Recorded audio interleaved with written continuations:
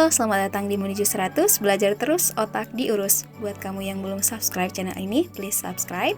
Dan kalau kamu suka, kamu bisa tekan like, comment, dan share jika video ini bermanfaat. Terima kasih, enjoy this video. Nah, kali ini ada hal penting yang ingin aku bagikan ke teman-teman yang belum mengikuti ujian BUMN. Dan mungkin keesokan hari akan mengikuti ujian atau untuk hari-hari selanjutnya ya. Jadi teman-teman perlu banget mempersiapkan diri.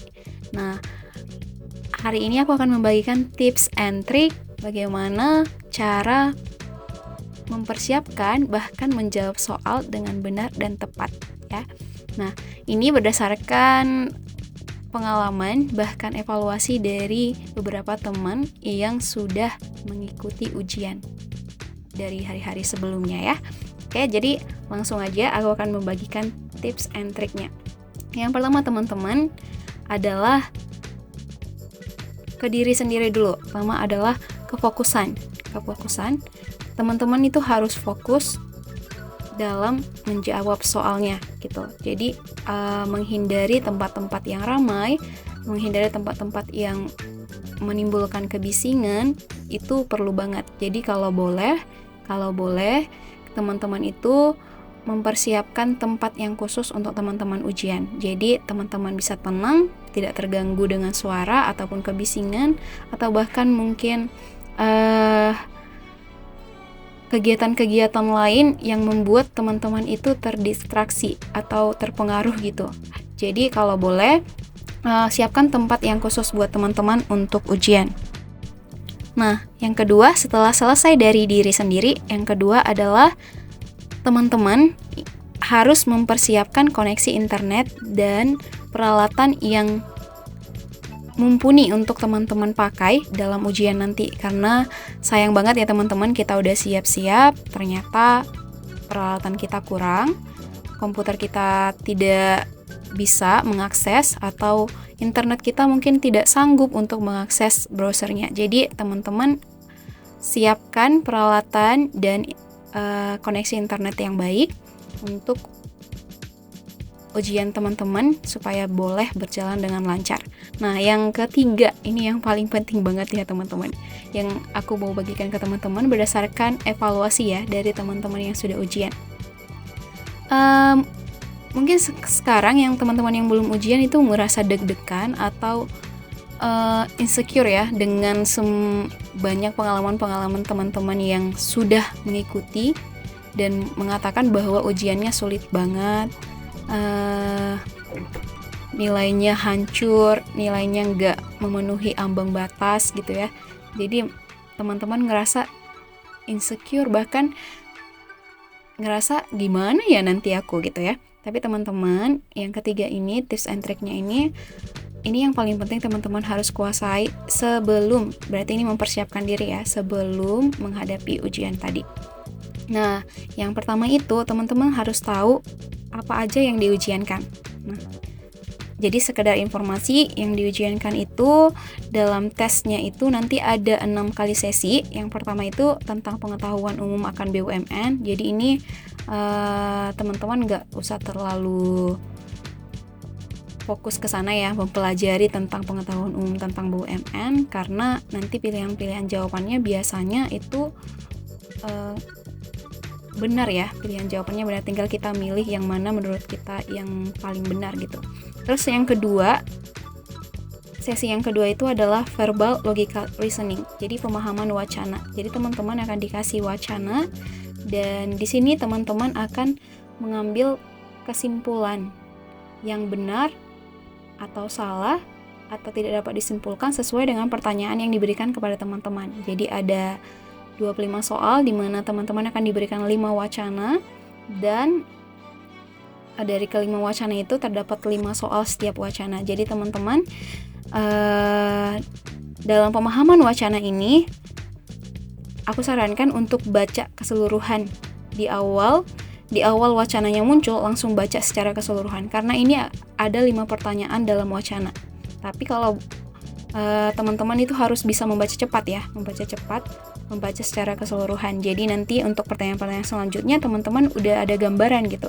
Dan yang ketiga, soal sesi yang ketiga adalah word classification, yaitu word classification ini adalah pengelompokan kata. Jadi teman-teman diberikan pilihan kata ada 5 dan teman-teman disuruh milih yang mana yang salah. Nah, teman-teman di sini tips and trick-nya itu ya tinggal cari 2 kata dulu yang memiliki pengertian atau persamaan dalam pengertiannya gitu. Jadi cari dulu 2, kalau ada 2 berarti setelah tahu nih 2 kata ini sama pengertiannya, berarti yang kata 2 lagi itu harus sama dengan kata yang kedua ini. Jadi yang tidak sama dengan kata itulah yang teman-teman pilih. Jadi langsung cari dua kata yang sama gitu. Kalau misalnya teman-teman sudah menemukan 2 kata yang sama, nanti kata ketiga, keempat itu langsung bisa teman-teman lihat yang mana yang benar, yang mana yang salah. Oke, selanjutnya setelah pengelompokan kata ini, nanti teman-teman akan diberikan sesi dalam menjawab soal number sequence atau pola bilangan. Nah, teman-teman mungkin di sini banyak yang kesulitan ya dalam pemahaman soal pola bilangan ini. Tapi yang paling penting di pola bilangan ini adalah kefokusan, karena kan kita sudah diberikan deret angka yang benar sebenarnya di ruas kiri dan ruas kanan dari pilihan jawaban. Tinggal kalau kita mungkin masih bingung di ruas kiri dari pilihan jawaban ini deretnya yang benar, langsung kita arahkan ke deret yang sebelah kanan. Jadi kita langsung, kalau di deret sebelah kiri kita belum menemukan, kita langsung masuk ke deret sebelah kanan. Nah, terus yang kedua, tips dalam mengerjakan number sequence ini teman-teman, kita itu nggak selalu harus melihat dari sisi kiri ke kanan atau menghitung dari depan ke belakang.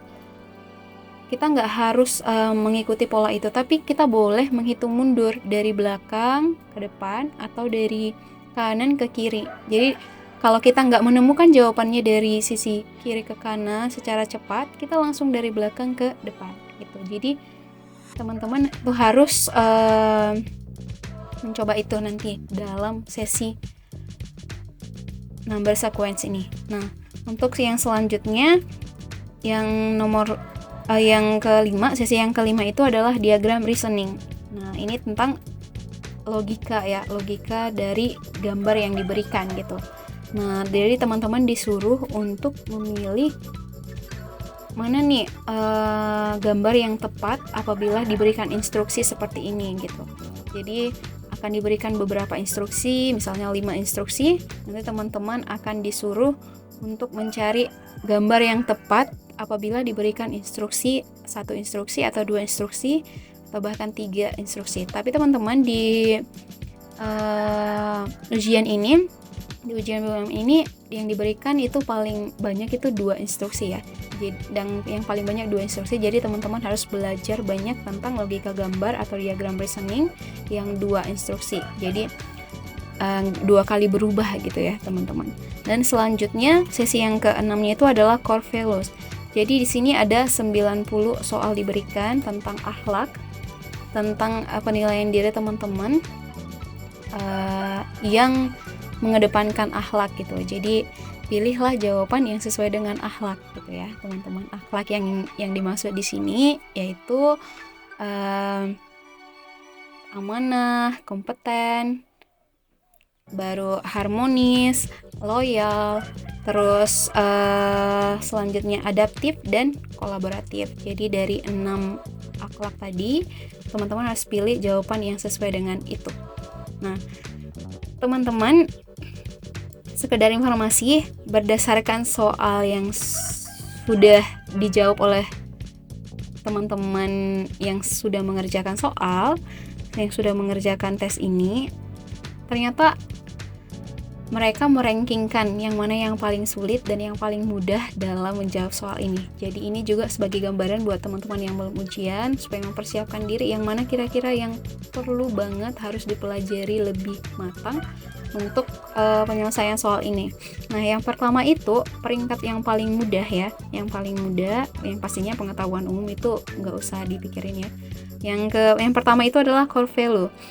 Jadi akhlak ini menurut pengalaman teman-teman yang sudah mengikuti ujian itu gampang ya, karena cuma ada 2 pilihan jawaban, jadi tinggal pilih yang menurut kamu yang paling benar sesuai dengan akhlak ya. Terus yang kedua itu yang paling mudah adalah word classification. Word classification ini atau pengelompokan kata, karena di sini kita ya harus banyak-banyak memahami kata ya, seperti kata kerja, kata benda. Yang paling banyak keluar kayak seperti sayur-sayuran, jenis sayur-sayuran, jenis buah-buahan, jenis peralatan dalam rumah gitu ya, banyak yang keluar. Jadi teman-teman harus belajar itu.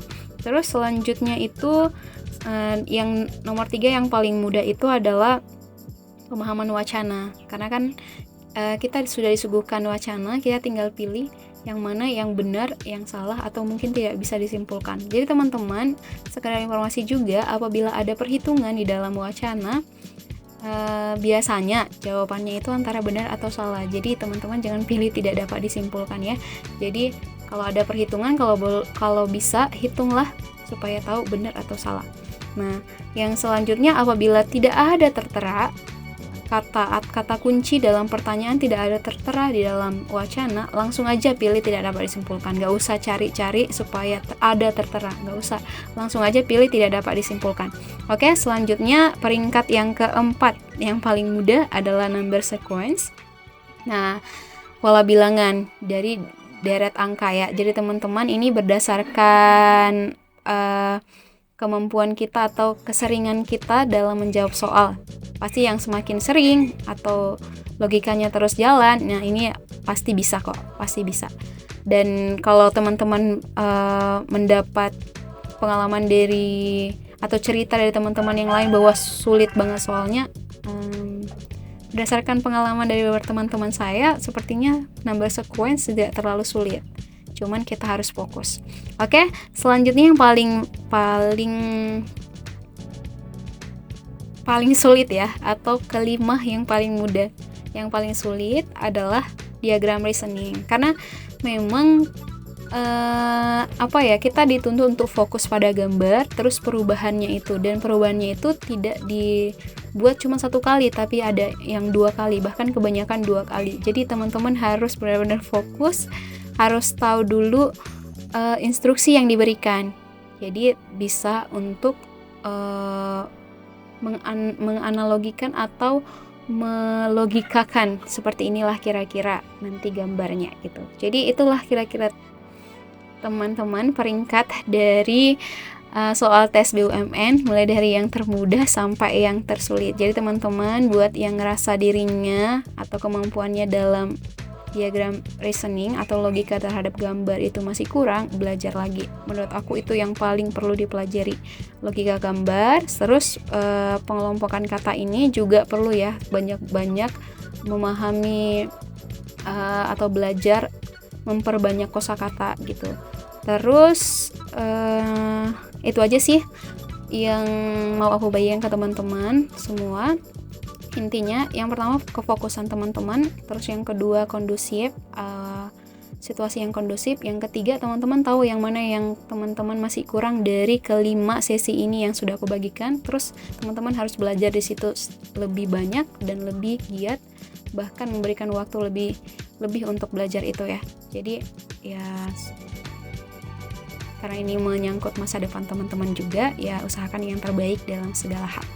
Oke, jadi sekian yang bisa aku bagikan ke teman-teman. Semangat yang mau ujian ke depannya, tetap terus optimis, nggak usah takut, nggak usah terdistraksi dengan ucapan-ucapan orang atau pengalaman teman-teman yang lain yang mengatakan soalnya sulit.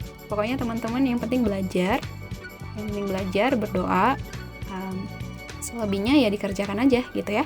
Oke, demikian sekian dulu yang bisa aku bagikan ke teman-teman. Semangat terus belajar dan sampai jumpa di video selanjutnya. Oh iya, teman-teman yang belum subscribe, please subscribe channel ini. Kalau kamu suka, please like, komen, dan kamu bisa share jika bermanfaat. Dan untuk hal-hal yang perlu untuk dibahas di video selanjutnya, kamu bisa komen di bawah, atau mungkin ada saran-saran untuk channel ini, bisa banget komen di bawah ya.